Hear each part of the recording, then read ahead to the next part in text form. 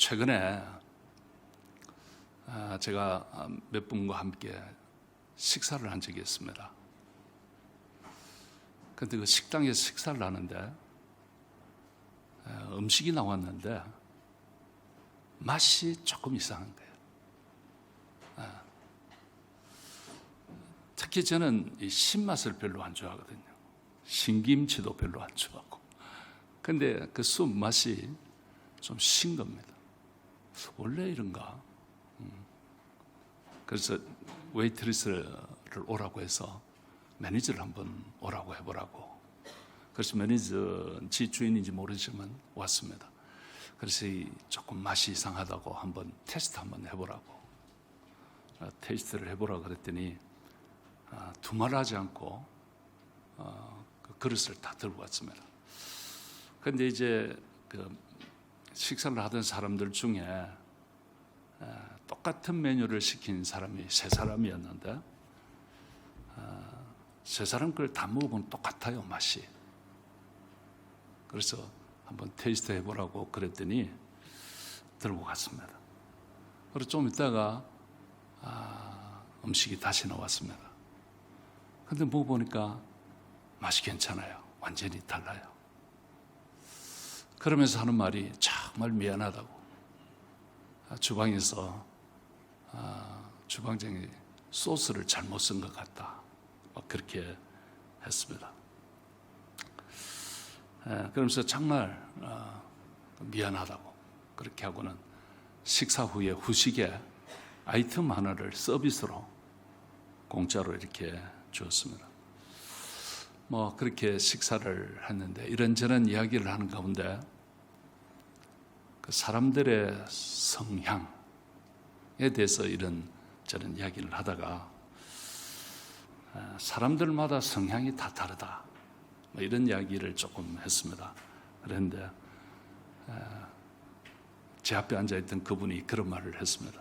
그런데 목사님, 저는 아까 음식 맛이 좀 다르지만 저는 그냥 먹습니다. 그렇게 말을 하는 거예요. 그런 이야기를 들으면서 제가 속으로 그분이 지금 여기 앉아 있어요. 그런 이야기를 들으면서 속으로 참, 어떻게 이런 성품도 있을까? 인간적으로 굉장히 부럽더라고요. 목사인 제가. 그리고 또 한편으로는 그 맛이 이상하다고 매니저를 불러가지고 그 이야기를 하고 한번 맛을 보라고 했던 제가 좀 부끄럽기도 하고 왠지. 근데 이건 옳고 그름의 이야기는 아닙니다. 누가 옳고 누가 그르고 그런 것은 아닙니다. 근데 이것은 성품에 관한 것이죠. 맛이 좀 이상해도 먹으면 되지 아마 부인이 굉장히 편하실 것 같아. 그런 생각을 하면서 약간 부럽기도 하고 그 성품이 또 약간 속으로 부끄럽기도 하고 그랬습니다. 우리 예수님의 12 제자들을 보시면 그 12 제자들의 성향이 다 다릅니다. 그 중에서 특히 그 요한 같은 사람은 성격이 아주 불같아요. 어느 날 예수님과 그의 제자들이 저 윗지방에서 예루살렘을 향해서 가시면서 사마리아라고 하는 지역을 통과하게 되었습니다. 사마리아 사람들은 유대인들 별로 안 좋아하죠. 그를 통과하는데 그 사마리아 사람들이 이 예수님의 일행을 웰컴하지 않는 겁니다. 그랬더니 좀 뻘쭘하기도 하고 그럴 수 있죠. 그런데 그 중에 야고보와 요한이 아주 그냥 예수님에게 예수님, 제가 하늘에서 불을 명하여 내려와서 이들을 다 살라버리라 그렇게 할까요? 사실 야고보나 요한이 뭐 그런 실력이 있을까요? 불이 내려와서 다 태워버리라. 그런다고 태울 수 있는 능력이 있을까요? 그럼에도 불구하고 그런 말을 한 것입니다. 그래서 그들의 별명이, 그 중에 특히 이제 요한 같은 사람은 보아느게라고 하는 별명을 얻게 됐습니다. 우레의 아들이라. 그냥 천둥병력이 치듯이, 벼락 치듯이 그런 성격이었다. 뭐 그런 뜻이겠죠. 그런데 이런 성격의 소유자였던 요한이 나중에는 사랑의 사도가 됩니다. 아마 성경에서 이 사도 요한만큼 사랑에 대해서 말을 많이 하는 사람 없을 겁니다. 사랑하는 자들아, 우리가 서로 사랑하자. 사랑은 하나님께 속한 것이니 사랑하는 자마다 하나님께로 나서 그 하나님의 자녀임을 증명하는 것이다. 사랑이라고 하는 것을 이 사도 요한은 참 많이 말하고 있습니다. 자, 여러분, 그러니까 이 사도 요한은 변한 것이죠. 불같은 성격의 소유자였지만 그 시간이 지나면서 많이 변한 것이죠. 성도 여러분, 우리 사람들은 흔히 인간은 잘 바뀌지 않는다, 이런 말들을 합니다. 그래서 사람들 중에 전하고 좀 다른 모습을 보이면 우스갯소리로 저 사람 죽을 때가 됐나 이런 그 우스갯소리를 하기도 합니다. 자, 그러면 성도 여러분, 우리 사람들은 정말 안 바뀔까요? 사람은 정말 안 바뀔까요? 이 부분은 제가 나중에 좀 말씀을 드리도록 하겠습니다. 자, 오늘 우리가 함께 묵상하고자 하는 이 말씀은 요셉의 임종을 다루는 그런 말씀입니다. 우리는 그동안 이 창세기를 시리즈로 쭉 살펴왔습니다. 제가 오늘 이 창세기를 마무리를 하려고 하는데요, 제 개인적으로 좀 뿌듯해요. 사실 50장까지 있기 때문에 이걸 어떻게 할까, 한 번은 하긴 해야 되겠는데 숙제였습니다. 그런데 제가 은퇴 전까지 이건 한번 해야 되겠다, 이런 생각을 했는데 드디어 오늘 그 마지막 장을 오늘 장식하게 됩니다. 근데 여러분, 우리가 창세기의 시작은 태초에 하나님이 천지를 창조하시니라, 이렇게 시작이 되었습니다. 그러니까 이 창세기의 시작은 빛과 생명으로 시작이 되었습니다.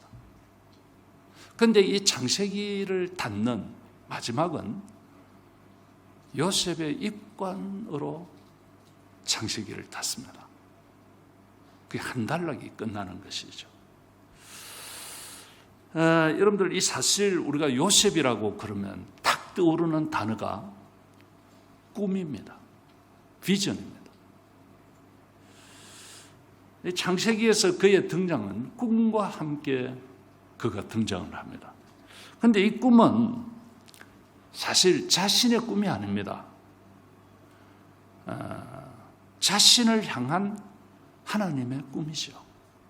여러분들, 우리는 보통 나의 꿈, 나의 비전 이런 걸 참 많이 말합니다.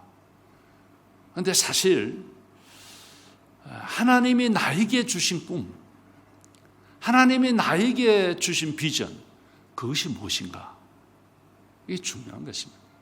제가 이 요하네스버그에서 30년 넘도록 목회를 해오면서 하나님께서 저에게 주신 꿈이 있었습니다. 하나님께서 저에게 주신 비전이 있었습니다. 그것은 저의 꿈이 아닙니다. 하나님께서 저를 통해서 이루시고자 하시고자 하시는 그 꿈을 하나님이 저에게 주셨고, 저는 나름대로 그 꿈을 향해서 달려왔습니다. 자, 근데 여러분, 오늘 이 요셉이라고 그러면 꿈인데, 이 꿈은 요셉 본인의 꿈이 아니라 하나님께서 그 요셉을 향하여 주신 하나님의 꿈이었습니다. 그런데 사실 요셉은 이 꿈 때문에 이 꿈 때문에 많은 어려움을 겪었습니다. 이 꿈 때문에 그는 형들로부터 미움을 받았고, 이 꿈 때문에 그는 죽을 고비를 넘기고 남의 나라로 팔려가고 그곳에서 노예 생활을 하고, 그러다가 어느 날 급기야 그냥 누명을 뒤집어 쓰고 감옥에 처박히게 되고, 이런 일들이 그에게 있었습니다. 그런데 이 모든 일의 시작이 하나님께서 그에게 주신 꿈 때문이었습니다. 하지만 이런 모든 과정이 결국은 하나님께서 그에게 보여주신 그 꿈을 이루는 과정이었습니다. 그래서 그는 감옥에서 일약 당시에 초강대국이었던 애굽의 총리로 그냥 바로 발탁이 되는 겁니다. 이건 상상할 수 없는 일입니다. 감옥의 죄수가 10년을 넘게 감옥에 있었는데 그가 그 일약 한 나라의 총리로 발돋움하게 됩니다. 그리고는 그가 그 애굽의 흉년을 구합니다. 그리고 자신들의 가족의 생명을 구합니다. 그리고 당시의 근동 지방의 수많은 사람들의 그 흉년이 들어서 어려운 그들을 구합니다. 그러니까 그는 이 한 시대에 정말 위대하게 쓰임받은 인물이었습니다.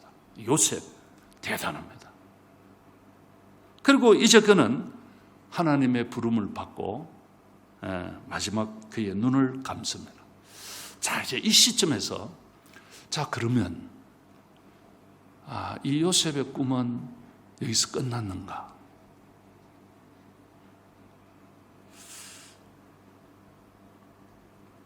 오늘 본문에 보니까 그렇지 않습니다.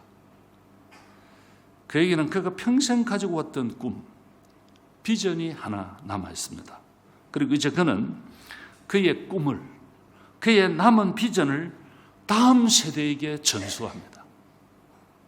그러니까 요셉이 가지고 왔던 그 꿈, 평생에 꿈꿔왔던 그 비전, 그것이 그가 이 세상에서 마지막 눈감음으로 끝나는 것이 아니라 그것을 다음 세대에게 전수하고 있는 것을 보게 됩니다. 그것이 뭘까요? 자, 오늘 50장 24절 한번 볼까요? 다 같이 한번 읽읍시다. 우리 좀 큰 소리로 읽읍시다. 창세기를 마무리하면서 다 같이요. 시작. 요셉이 그의 형제들에게 이르되 나는 죽을 것이나 하나님이 당신들을 돌보시고 당신들을 이 땅에서 인도하여 내사 아브라함과 이삭과 야곱에게 맹세하신 땅에 이르게 하시리라. 이런 말씀입니다. 이게 그의 꿈이고 그것을 다음 세대에게 전수하는 것입니다. 그러니까 요셉이 평생 가지고 왔던 그의 꿈, 그의 비전이 뭘까요? 그것은 하나님께서 그의 조상들에게 주셨던 꿈, 그것이 언약의 땅이었습니다. 언약의 땅에 대한 비전이었습니다. 그의 선조들, 즉 하나님께서 아브라함과 이삭과 그리고 야곱에게 언약하신 그 땅, 가나안, 그 땅에 대한 비전이 요셉에게 있었습니다.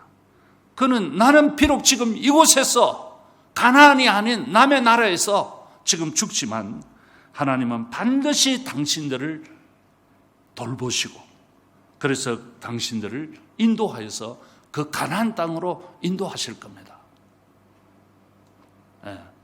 그런 말씀을 합니다. 이것이 요셉이 평생 가지고 있었던 꿈이었습니다. 비전이었습니다. 그래서 그는 이제 이런 유언을 남기게 되죠. 25절 한번 볼까요?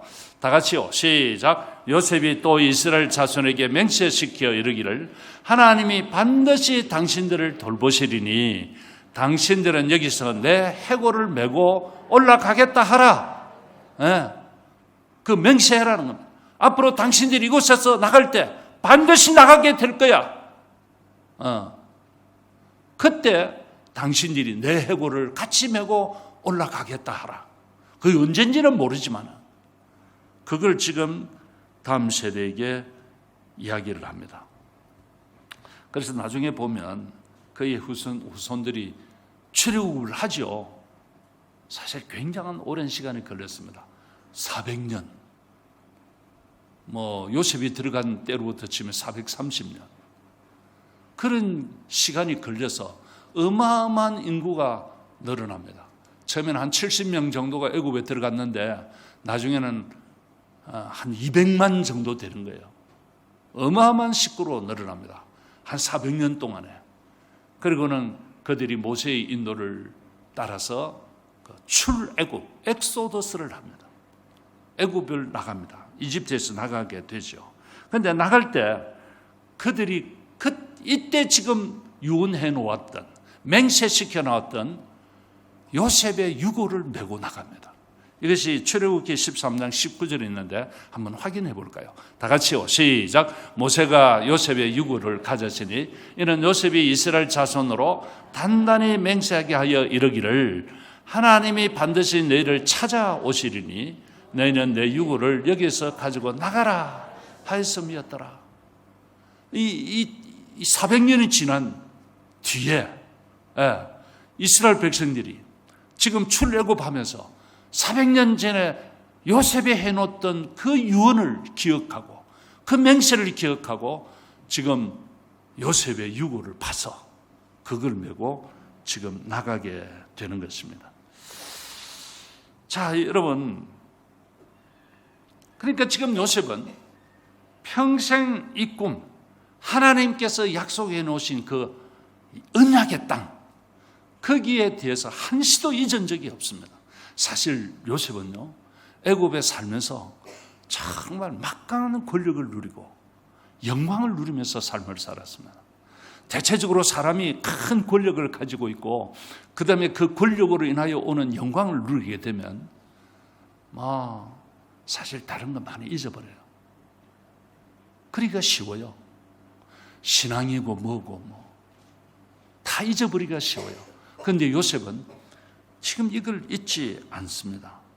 그러면서 그는 그 영광과 권력에 도취가 되어서 거기에 자기 자신이 매몰되지 아니하고 하나님께서 주신 그 언약의 땅, 가나안에 대한 그 꿈을 그는 늘 품고 있었습니다.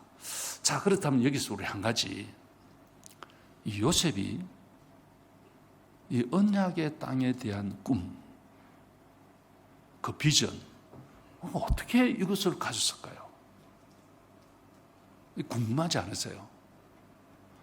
하나님이 요셉에게 직접 말씀해 준 것도 없어요, 이 부분에 대해서. 어떻게 요셉은 평생 그 가나안 땅에 대한 꿈과 비전을 갖고 있었을까요? 그것은 하나님께서 그의 조상 아브라함에게, 이삭에게, 야곱에게 말씀해 놓으신 거거든요. 그런데 그것을 이 요셉이 전해 들은 거예요. 그러니까 그의 조상들로 하여금 전수받은 것이죠. 얘야, 야곱이 그랬겠지 않겠습니까? 우리는 지금 애굽 땅에서 잘 먹고 잘 살고 있지만 여기가 우리의 땅이 아니야. 하나님은 우리의 조상인 아브라함에게, 이삭에게, 나에게 약속하신 그 언약의 땅이 따로 있어. 우리는 그곳에 가야 돼. 그걸 아마 그의 자녀들에게 말씀하셨고 요셉에게 말씀하셨을 것입니다. 그래서 이 요셉은 그 윗대로부터, 아버지로부터 전해들은 이 말씀을 마음으로 받고 그것을 간직한 것이죠. 참 이게 놀라운 것입니다. 성도 여러분, 자, 이런 면에서 우리 부모가 해야 할 일이 뭘까요? 우리 부모가 우리의 다음 세대들에게 내가 믿는 그 하나님, 나에게 약속해 놓으신 그 하나님의 말씀, 그것을 우리의 자녀들에게 전수하는 것이 그게 얼마나 중요할까요? 어떤 때는 우리 아이들이 오늘 이 시대에 이것이 맞지 않다고 생각하면서 잔소리같이 들을 수도 있습니다. 저도 우리 부모님들로부터 귀에 못이 않도록 신앙생활을 어떻게 해야 하는지 그 들어왔어요. 헌금은 어떻게 준비해서 해야 하는지, 하나님께서 나에게 베풀어 주실 은혜가 무엇인지, 평생에 지금까지 지내온 것 주의 크신 은혜라 이 찬송 부르면서 자녀들에게 얘들아 하나님 붙들거라. 그 안에 다 있어. 정말 그분들은 가난하게 목회하면서, 예, 정말 가난하게 그래 하면서 그 자녀들 모두가 목회자가 되기를 바라고, 예, 제가 뭐 전에도 한번 말씀드렸는지 모르겠습니다. 미국의 그 크리스찬 아카데미라고 하는 신문사에서 뭐 이렇게 하나 인터뷰하자 그래서 서면 인터뷰를 했는데요. 그 뭐 어떻게 믿게 됐는지, 어떻게 여기까지 오게 됐는지 물어서 이야기를 제가 좀 했습니다. 참 저희들 어렸을 때 가난했어요. 그때는 다 가난했지만, 예. 근데 이제 특히 목회자들은 그 시대에 정말 가난했습니다. 뭐 먹을 거 없죠. 당시에 교인들이 성미라고 하는 거, 그 밥 짓는다고, 그럼 거기서 이제 조금씩 떼놓은 그거 가지고 주일날 교회 오면 목사들은 그거 먹고 살았어요. 근데 뭐가 좋다고 그렇게 찌들어지게 가난하면서 그 자녀들로 하여금 다 목사가 되었으면 좋겠다, 그렇게 했을까요? 근데 그러면서 자신이 가지고 있는 그 비전, 그 하나님 나를 위하여 예배해 놓으신 그 하나님의 나라를 자식들에게 전수하고, 제가 사실 오늘 여기까지 왔어요. 제가 이번에 그 한국에 나왔을 때, 제가 아주 어렸을 때 뛰어놀던 교회, 부산 하단교회라고, 제가 초등학교 4학년 때까지 그곳에 있었습니다. 사하구에 있는데, 그게 제 아버지가 그 교회에서 초대 장로를 하셨습니다. 나중에 이제 목사가 되었습니다. 제 할아버지가 그 교회 영수셨고, 그 위에 할아버지가 논 팔고 뭐 집 팔고 해가지고 그 교회를 지은 100년이 넘은 교회입니다. 그 교회가 전에도 한번 말씀드렸습니다만 100주년 기념으로 책자를 하나 냈는데 저에게 보내왔어요. 제가 보니까 그 교회 100주년 기념 스토리가 전부 우리 집안 이야기입니다. 이번에 그 목사님께서 목사님 꼭 좀 와주세요. 제가 가서 말씀을 전했습니다. 말씀을 전하고 나서 거기 이제 장로님들 모였는데, 지금 시무 장로님들은 저를 잘 모르고 그 원로 장로님들, 그분들이 저를 다 알아요. 그러면서 참 감사한 것은, 제가 거기 뭐 몇 년 만에 갔나, 한 50년이 넘었죠. 한 55년 만에 가봤는데요. 그 장로님들이 저를 기억을 해요. 네, 다 은퇴하신 원로 장로님들. 그러면서 하는 말씀, 정말 아버지 목사님은 성자셨지. 그때 그 동네에서 안 믿는 사람도 아버지가 지나면 다 고개를 숙였다. 저는 뭐 모르는 이야기죠. 그런데 그 이야기 듣고 참 얼마나 좋았는지 몰라요. 그래도 이분들이 이런 기억을 가지고 있으시구나. 자, 여러분, 오늘 우리 부모들이 우리 다음 세대들에게 내가 믿는 그 하나님, 이걸 정말 전수하는 것이 정말 중요합니다. 뭐 공부 중요하죠. 그런데 그게 전부가 아닙니다, 여러분.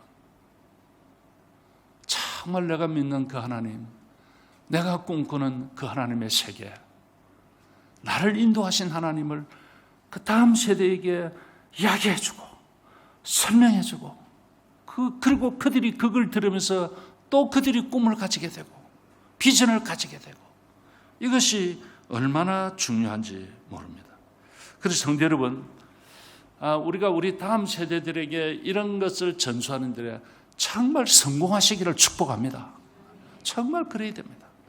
자, 그래서 성도 여러분, 이 요셉이 이런 꿈을 갖게 된 것, 가나안에 대한 꿈, 하나님의 언약에 대한 꿈을 가지게 된 것은 들었기 때문에요. 그래서 여러분들 이게 정말 중요합니다. 그래서 우리가 이 말씀을 듣는 것이 중요한데요. 그런데 문제는 오늘날 이 시대의 하나님은 우리에게 직접 대놓고 말씀 안 하세요. 우리가 하나님의 말씀을 어떻게 들을까요? 뭐 나에게 오셔서 옛날처럼 그렇게 말씀을 해주시면 얼마나 좋겠습니까? 그런데 요즘은 대체적으로 그렇게 하시지 않습니다. 뭐 특수한 경우는 그런 경우도 있겠죠. 그런데 지금 이 시대의 하나님은 대체적으로 우리의 귀에 대놓고 말씀하지 않습니다. 그렇다면 우리는 어떻게 이 하나님의 음성을 듣는가? 그것은 다른 거 아닙니다. 기록된 말씀, 로고스, 이 기록된 말씀을 통하여, 그리고 그 말씀을 풀어 전하는 설교 말씀을 통하여 하나님의 말씀을 듣습니다. 그래서 중요한 것은 말씀을 들을 때 여러분 마음을 여시고 그리고 열심히 듣는 것이 중요합니다. 그리고 말씀을 들으면서 아멘으로 반응하고, 이게 여러분들 얼마나 중요한지 알 수 없습니다. 그래서 그 말씀을 듣고 또 듣고 하면서 믿음이 생기고 꿈이 생기고 비전이 생기는 겁니다. 그래서 로마서 10장 17절에서는 이런 말씀을 하죠. 그러므로 믿음은 들음에서 난다. 그리고 듣는다는 것은 그리스도의 말씀을 말하는 것이다. 이런 말씀을 하는 겁니다. 그런데 이 믿음이 그냥 생기는 게 아니라 자꾸 들으면서 믿음이 생기게 되는 것입니다. 그래서 이런 믿음과 꿈을 가진 사람은 이 세상에서 마지막 눈을 감을 때도 하나님께서 자신의 영혼을 받아주실 것이라고 하는 그런 확신이 생깁니다. 그래서 눈 감고 믿음으로 삶을 살다가 그 마지막 눈을 감는 사람들의 그 모습이 너무나 평안하고 너무 환희에 찬 있는 그런 얼굴로 눈을 감게 된다는 것입니다. 그래서 이 세상의 삶이 때로는 뭐 참 험하고 때로는 억울한 일을 당하고 뭐 그런 일이 있어도 여러분 마음으로 아주 여유 있고 넉넉한 삶을 살게 되는 것이죠. 제가 아까 처음 설교를 시작하면서 좀 성품에 대해서 제가 말씀을 드렸는데, 하나님께서 나를 위해서 예비해 놓으신 그 세계를 믿고 확신하는 사람은 정말 멋진 성품을 가지고 삶을 살게 돼요. 여유가 있어요. 그것을 오늘 우리는 요셉을 통해서 좀 충분히 볼 수가 있습니다. 자, 여기서 우리는 이제 요셉의 아버지였던 야곱의 장례식을 잠깐 한번 살펴볼 필요가 있습니다. 그런데 이 장례식 후에 에피소드가 하나 있어요. 그것이 뭐냐면, 장례식이 끝나자 요셉의 형제들이 제일 먼저 한 일이 무엇입니까? 창세기 50장 15절에 18절은 좀 길지만 제가 한번 읽을게요. 잘 한번 보세요. 요셉의 형제들이 그들의 아버지가 죽었음을 보고 말하되, 요셉이 혹시 우리를 미워하여 우리가 그에게 행한 모든 악을 다 갚지는 아니할까 하고 요셉에게 말을 전하여 이르되, 사람을 보냈다는 말이죠. 말을 전해서 당신의 아버지가 돌아가시기 전에 명령하여 이르시기를, 너희는 이같이 요셉에게 이르라. 요셉에게 말하라. 내 형들이 내게 악을 행하였을지라도 이제 바라건대 그들의 허물과 죄를 용서하라 하셨나니 하나님의 종들인 우리 죄를 이제 용서하소서 하며, 요셉이 그들이 그에게 하는 말을 들었을 때에 울었다. 이런 기록입니다. 자, 이제 요셉의 형들은 아버지가 세상을 떠나자마자 불안해지기 시작했습니다. 그들이 과거에 요셉에게 행한 악한 행동, 요셉을 죽이려고 했다가 그래서 구덩이에 던졌다가 그를 남의 나라 종으로 팔아버렸던 이런 행동에 대해서 이제 요셉이 보복하지 않을까? 이런 마음이 드는 것이죠. 그동안은 아버지를 봐서 참고 있었는데 이제 아버지 세상을 떠났고 이제 이 동생은 어마어마한 권력을 가지고 있고 그의 한마디면 모든 것이 끝나는데, 그래 보복을 하지 않겠나, 이런 생각이 들었습니다. 그래서 그들은 전전긍긍하는 것이죠. 그래서 그들은 동생인 요셉에게 나와서 무릎을 꿇습니다. 그러니까 그들은 평생에 지금까지 삶을 살면서 그들의 깊은 내면 속에 어떤 뿌리 깊은 죄책감, 이런 것들이 있은 것이죠. 뭐 그동안은 막 그냥 그렇게 지내왔는데 이제 아버지가 세상을 떠나고 나니까 그의 내면 깊은 곳에 존재하고 있는 뿌리 깊은 죄책감이 이제는 나오게 되는 것입니다. 그래서 그들이 처음에는 요셉에게 사람을 보냈습니다. 그래서 아버지께서 화해해라 했다고 그 말을 전했습니다. 그런데 요셉이 이 말을 듣고 참 형들이 지금 이런 마음을 가지고 있구나. 그래서 그 말을 들으면서 얼마나 안타까워서 울었을까요? 울었다고 했습니다. 그래 이제 이런 소식을 전해들은 형들이 뭐 동생이 이 말을 듣고 울었다는 소문을 듣고 이게 뭔지 잘 알 수 없는 것이죠. 그래서 직접 그 앞에 나가서 무릎을 꿇습니다. 그러면서 하는 말이 우리는 당신의 종들입니다. 형들이 이런 이야기를 합니다. 자, 여러분, 요셉은 지금까지 그들을 돌봐주었습니다. 그리고 그의 자녀들까지 요셉은 다 돌봐주었습니다. 하지만 그들은 요셉의 이런 보살핌에도 불구하고 마음으로 불안감을 떨쳐버릴 수가 없었던 것이죠. 그래서 여러분들 잠언서에 보면 이런 말씀이 있어요. 잠언 28장 1절. 이건 다 한번 읽을까요? 다 같이요. 시작. 악인은 쫓아오는 자가 없어도 도망하나 의인은 사자같이 담대하느니라. 악인은 쫓아오는 사람이 없어도 도망을 하게 된다. 이런 말씀입니다. 그러면 성도 여러분, 우리가 삶을 살면서 삶을 깨끗하게 살아야 됩니다. 어렵지 못한 일, 너저분한 일, 악을 도모하는 일, 이런 데 우리 가담하면 안 됩니다. 이게 좀 의롭지 못하다, 깔끔하지 못하다 싶으면 그게 가담하면 안 돼요. 이게 교회에서나 밖에서나 어디서나 깔끔하게 살아야 돼요. 보고 내가 이게 가담하는 것은 너저분한 것 같다, 안 하는 거예요. 그래야 우리의 뒷모습이 깔끔하고 우리의 평생의 삶이 떳떳합니다. 그런데 여기서 이렇게 벌벌 떨고 있는 형제들에게 요셉이 어떻게 반응합니까? 창세기 50장 19절에서 21절 한번 볼까요? 자, 다 같이 한번 읽읍시다. 시작. 요셉이 그들에게 이르되 두려워하지 마소서. 내가 하나님을 대신하리까. 당신들은 나를 해하려 하였으나 하나님은 그것을 선으로 바꾸사 오늘과 같이 많은 백성의 생명을 구원하게 하시려 하셨나니 당신들은 두려워하지 마소서. 내가 당신들과 당신들의 자녀를 기르리다 하고 그들을 간곡한 말로 위로하였더라. 이런 말씀이 나옵니다. 자, 여기서 요셉은 철저하게 하나님의 주권 의식을 가지고 있습니다.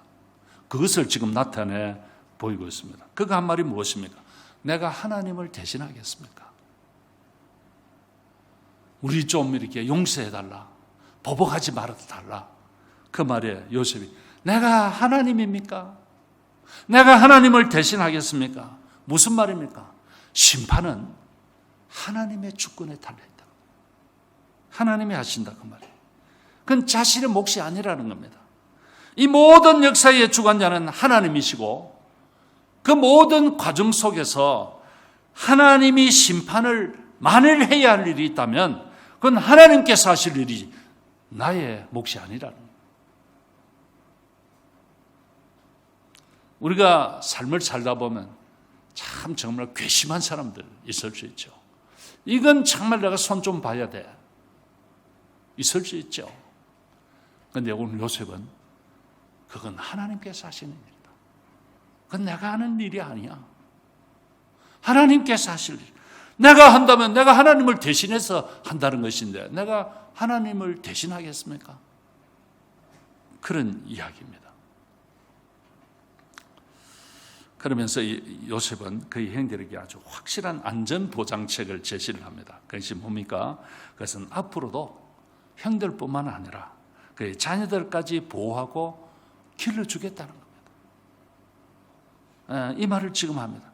그러면서 아주 간곡한 말로 그들을 위로했다는, 두려워하지 말라고, 걱정하지 말라고, 나는 절대 그런 일을 안 한다고, 그렇게 했다는 것입니다.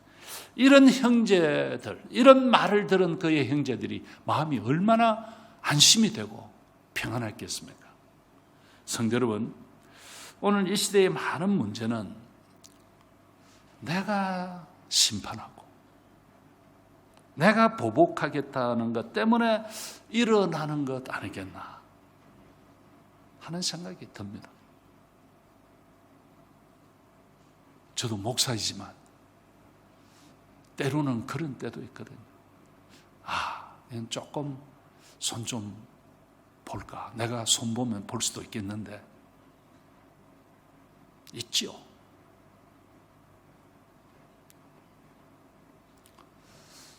그런 유혹이 있었던 적이 있었습니다. 저도.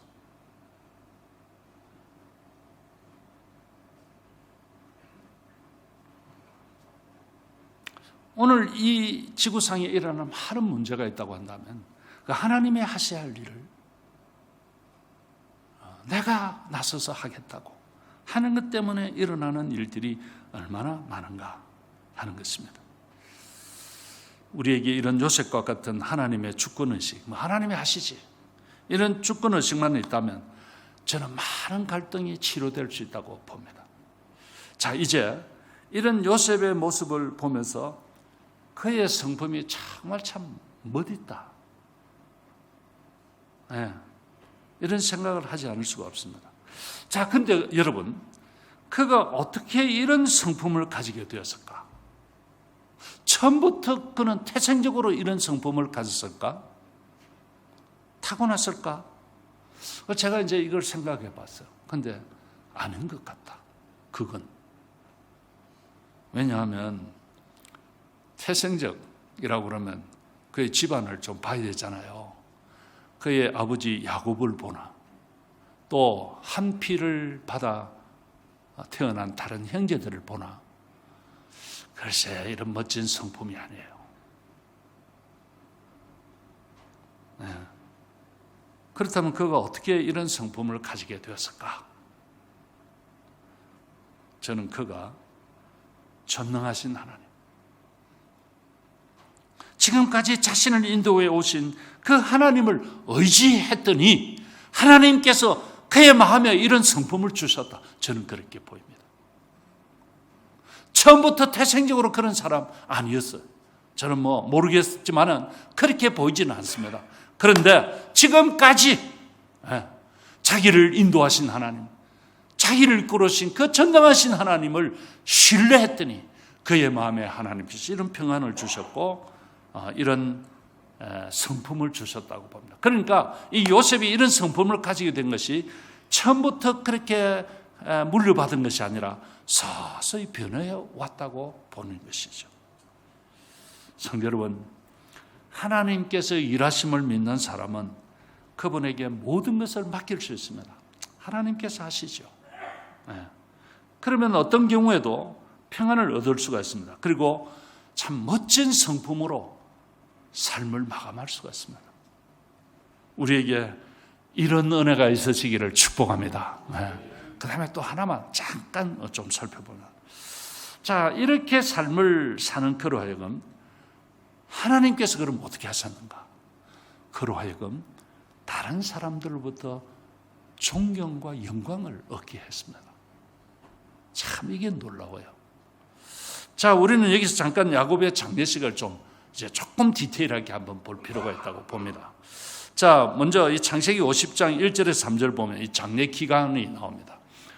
요셉이 그의 아버지 얼굴에 굽으려 울며 입을 맞추고 그 수종들은 의원에게 명하여 아버지의 몸에 향으로 처리하게 하며 의원이 이스라엘에게 그대로 하되 40일이 걸렸으니 몸에다가 향재료를 넣었다는 말은 이 야곱으로 하여금 미라를 만드는 것이죠. 애굽에 미라가 많이 나오지 않습니까?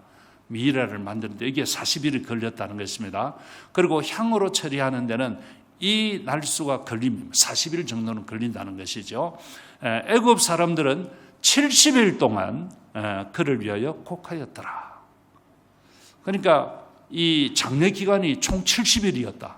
그 기간 안에 미라 만드는 기간이 40일 있었던 것으로 보입니다.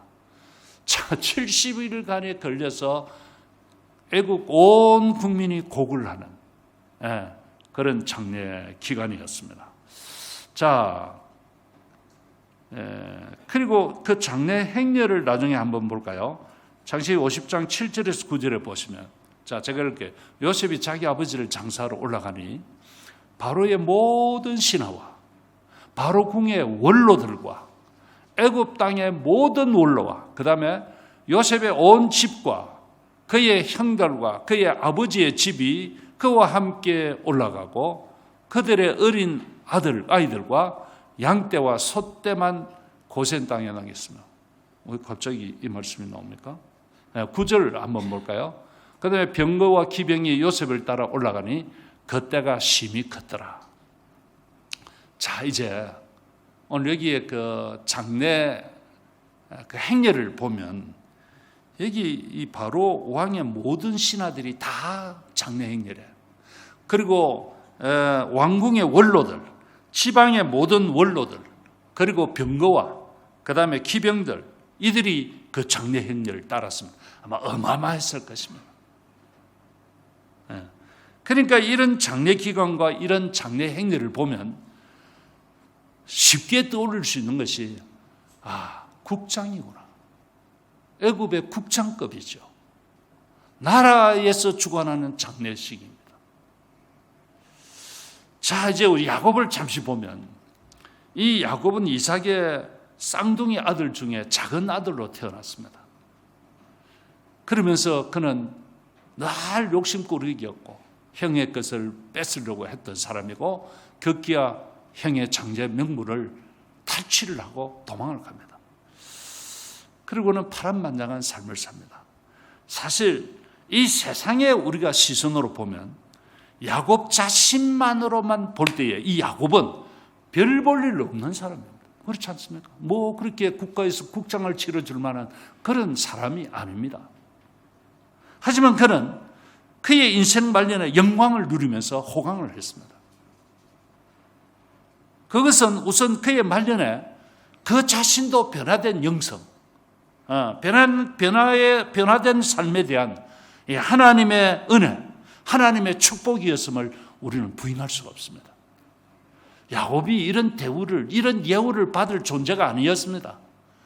그런데 그가 말년에 정말 영광을 누리고 호강을 하고 이런 대우를 받고 하는 것은 우선은 자기 자신이 변한 것이죠. 그리고 거기에 대해서 하나님께서 은혜 베푸셨고 축복하셨습니다. 하지만 여러분들 여기서 이 야곱의 장래가 이렇듯 당시에 초강대국이었던 애굽에 국장에 버금가는 이런 예우를 받은 것은 또 다르게는 요셉을 빼고는 설명이 불가능합니다. 그러니까 야곱의 이 장래가 이런 애굽의 국장에 버금가는 이런 장례를 치를 수 있다는 것은 요셉입니다. 요셉 때문이죠. 그러니까 이 애굽이 야곱에게 이런 예우를 한 것은 요셉을 보고 한 것이었습니다. 그러니까 하나님은 요셉으로 하여금 한 국가로부터도 존경과 영광을 얻게 하신 것이죠. 얼마나 놀랍습니까? 그러므로 성도 여러분, 이제 제가 말씀을 맺으면서 우리가 한평생을 살면서 전능하신 하나님의 주권을 믿고 그 하나님께서 우리의 삶을 인도하신다고 하는 것을 믿고 그 하나님 앞에 우리의 삶을 맡기고 믿음으로 살면 그 다음은 하나님께서 하시는 거예요. 그 다음은 하나님께서 다 하시는 겁니다. 여러분들 너무 내가 다 하려고 하지 마시고 하나님을 의지하고 전능하신 하나님을 사랑하고 그분을 믿고 나의 삶을 그분에게 다 맡기면 하나님께서 그의 삶을 책임지시고 인도하시는 것이죠. 그래서 우리의 삶이 정말 이런 복된 생이 될 수 있기를 주의 이름으로 축복합니다.